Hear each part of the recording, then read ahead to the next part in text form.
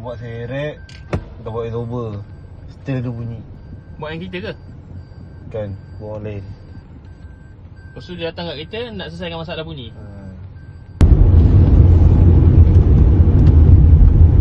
Halus bunyi dia. Bunyi macam Teroen pun ada. Sedap tu. Makan tempoyak ikan bilis. Lepas rehat pula tadi kan. Ui. Ni tak habis sokok gini. Belum sokok gini.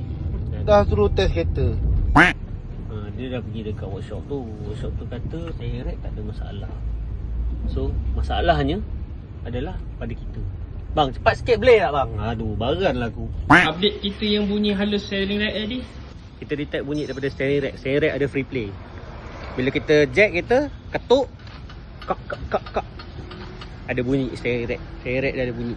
Bunyi datang daripada steering rack dan steering rack berbunyi.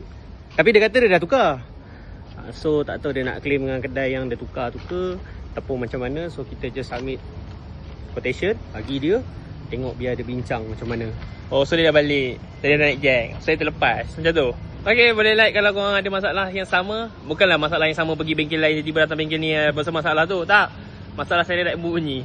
Yang halus macam tu. Boleh save video ni. Like, follow, share sekali. Bye-bye. Assalamualaikum. Diam kau.